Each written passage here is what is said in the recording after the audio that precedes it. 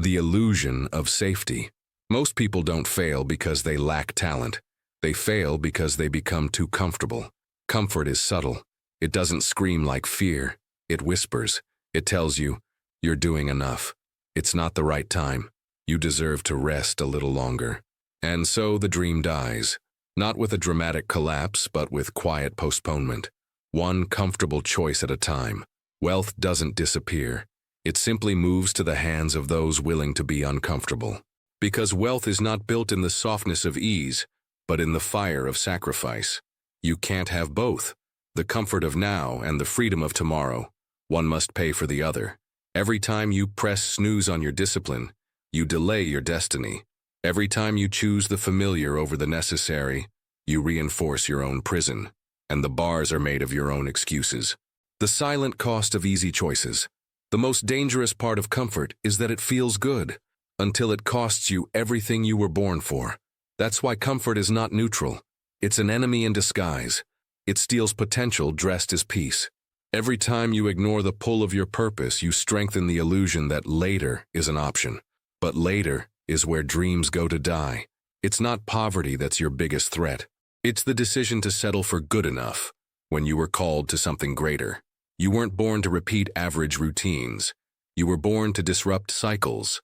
And that begins the moment you recognize the comfort you're clinging to is the very thing that's suffocating your calling.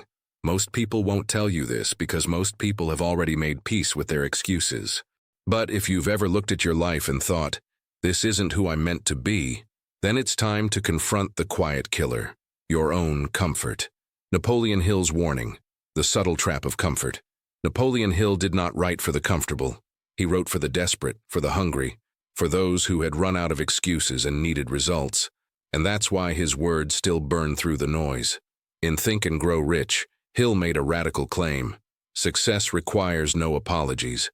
Failure permits no alibis. No alibis, especially not the comfortable ones. He understood something most people ignore. Comfort is the silent assassin of wealth, not because it's evil, but because it paralyzes urgency.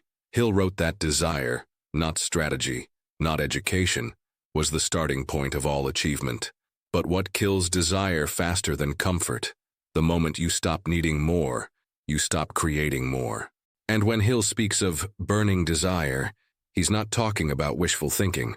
He's describing a fire that makes comfort intolerable, a hunger that refuses to be silenced by distraction or delay. But here's the twist. Most people think desire is something they wait for. Hill teaches that desire is something you generate, by deliberately starving the comfort that keeps you passive. From desire to discipline, why wealth demands discomfort. Napoleon Hill taught that wealth responds not to comfort but to clarity, and clarity is forged in the furnace of discomfort. He warned, if you do not conquer self, you will be conquered by self.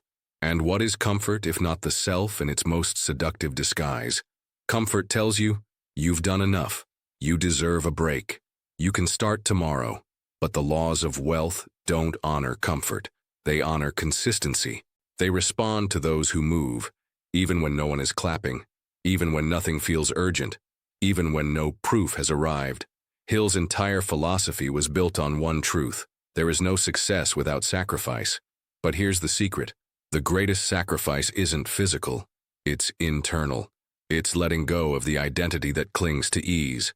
It's choosing discipline over dopamine. It's choosing mornings of movement over minutes of scrolling. It's saying no to what feels good now, so your future can say yes to everything you were born for. When Hill wrote about the burning desire that magnetizes wealth, he was also warning, the fire must burn hotter than the comfort that wants to put it out. Strategic withdrawal, the discipline of the invisible. The world has taught you that if you're not visible, you're irrelevant. That if you're not posting, sharing, showing up, you're falling behind. But what if I told you the exact opposite is true in the world of legacy? There is a sacred discipline that few talk about. It's called strategic invisibility. It's the decision to disappear, not to escape your vision, but to protect it. Comfort keeps you exposed. It tempts you with shallow rewards, attention, validation, applause. But true wealth is born in private. It's built in the shadows of consistency, in the secret agreements between your soul and your schedule. Sometimes the most powerful move you can make is to retreat in silence, not as a surrender, but as a strategy. You disappear to recalibrate, to become obsessed with alignment, to clean your inner house so your external reality has no choice but to obey. This is not laziness, it is preparation. And preparation in the kingdom of destiny is power. Silence is not a pause, it's a setup. When you stop broadcasting, you start building. When you go quiet, you become dangerous. Most people confuse movement with progress. They chase noise because silence feels like death. But silence, in truth, is where the soul sharpens its blade. There's a reason the richest, wisest, most spiritually grounded people vanish before they rise. They understand that impact doesn't come from visibility. It comes from velocity, and velocity is built in private rehearsals with purpose. This is where comfort tries to trap you. It says, you deserve a break. You've done enough. Don't overdo it. But that voice isn't compassion, it's compromise. Comfort sounds kind, but it's the language of delay, spoken fluently by mediocrity. And if you're not careful, it will negotiate your destiny down to a version you can tolerate, instead of the version you were born to embody. So you retreat, not to rest, but to rise. You cut the noise, not to disappear, but to emerge fully aligned. This is the hidden rhythm of the wealthy. They go silent to become unstoppable. God doesn't reward hustle. He honors alignment.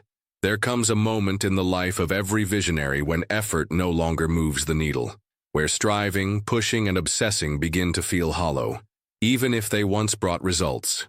That's the moment of divine interruption, not because you're failing, but because heaven is inviting you to stop fighting for what's already yours and start trusting the one who assigned it to you. Comfort says, you're in control. Faith whispers, you never were.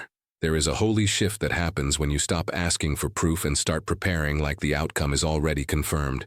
Because the truth is, success doesn't respond to panic. It responds to order. And order is born from surrender. Napoleon Hill called it definiteness of purpose. Scripture calls it walking by faith, not by sight. You don't move because of what you see. You move because of what you know. You don't build because of applause. You build because of obedience. And the moment you shift from "I hope it works" to "God already said it's mine," everything begins to align. But only if you're brave enough to stop performing for approval and start preparing in silence. This is not passivity. This is precision, the spiritual discipline of discomfort. The richest moments of alignment don't feel glamorous. They feel like pruning, like silence, like waking up early with no applause, declining shortcuts no one would notice, and saying no to comfort when it looks so beautifully justified. This is what most people don't understand about divine timing. It isn't just about waiting, it's about becoming. Becoming the kind of person who is not moved by distractions, not seduced by detours, and not enslaved by feelings. Because God doesn't just deliver promises, He develops the promise bearer. This is where the invisible contract of success is tested. When you do what's required in silence, without guarantee, without spotlight, with only your faith as your confirmation. And that's why most never reach the level of wealth they were destined for. Not because they didn't hustle hard enough, but because they refused to sit with the discomfort of realignment. They feared the silence, so they filled it with noise. They feared the weight, so they rushed into what was never theirs. But you are not like most. If you're here, reading these words, your soul has already decided. Comfort will no longer be your God. Obedience will. Because when God sees you choosing discipline over indulgence, preparation over panic, and silence over show, He knows He can trust you with more. And what He entrusts, He multiplies. The silent reward. Before the evidence. There is a moment in every journey where the results go quiet. No new income, no breakthroughs, no applause. Just repetition, just obedience, just trust. This is where most quit, not because they lack ability, but because they cannot recognize the season of silent reward. Because before success becomes visible, it grows underground. It's not that nothing is happening. It's that what's happening is too sacred to be seen. The quiet morning routines, the consistent choices when no one's watching, the thoughts you're disciplining, the emotions you're mastering. These are building something so rare, The universe has to test your ability to hold it. In silence, you think you're just being faithful, but in heaven's accounting, you're stacking spiritual equity. Every time you act in alignment, you are making a deposit. Every time you delay gratification, you are expanding your capacity. Every time you trust without proof, you are signing for the inheritance your old self was never allowed to touch. The enemy tries to convince you that comfort is the reward, but it's not. Clarity is. Conviction is. Capacity is. These are the rewards that cannot be stolen, cannot be copied, and cannot be faked. And when those invisible rewards mature, they begin to manifest physically. Not all at once, but unmistakably. Not loud, but undeniable. Not rushed, but perfectly aligned. The harvest no one saw coming. By the time the world sees the fruit, you will have already become the tree. They'll ask, "How did you get here so fast?" But you'll know you didn't arrive quickly, you endured quietly. You didn't rush success. You became someone it couldn't ignore. You didn't force timing. You aligned with it. You didn't beg for permission. You walked with authority long before the door opened. And now the door opens. Not because you knocked louder, but because you knocked longer. You outlasted the doubt. You outgrew the fear. You outlived the version of you that only knew survival. Now, you walk with a different weight. A silent confidence, a holy discipline. A frequency that repels distraction and attracts destiny. Because here's the truth. Wealth isn't just money. It's the ability to remain faithful in obscurity, to plant seeds no one claps for, to water visions others mock, to prune habits no one understands, and to harvest silently, without needing validation. This kind of wealth doesn't fade. It multiplies. Because it was never built on likes, follows, or quick results. It was built in the dark, by someone who chose discomfort over delay, discipline over dopamine, purpose over performance. And that someone is you. This is the moment that separates the few. There will always be people who wait for conditions to be perfect, who wait for signs, applause, guarantees. But wealth, true wealth, does not wait for comfort. It rises when comfort is no longer the goal. You were not created for ease. You were created for excellence. This is your reminder. Every time you step into discomfort with faith, you rewrite your future. You shift your identity. You activate a version of you that no longer lives in reaction, but in alignment. The comfort zone is where dreams go to die. But the growth zone, the place where no one claps, no one sees, where it's just you, the vision, and God, that's where your legacy is born. And it's in that place where something sacred happens. You stop needing proof. You start becoming proof. So today, draw a line in your soul and say, "I am not owned by comfort. I am aligned with calling." Let this be the moment where the comfort you once worshipped becomes the enemy you overcame. Because when your habits change in silence, your results scream without you saying a word. When people ask what changed, you won't point to an event. You'll point to a decision. This decision, right now, write in the comments, "I am not owned by comfort. I am aligned with calling." And may this declaration be the signature that unlocks your next chapter. Welcome to the other side.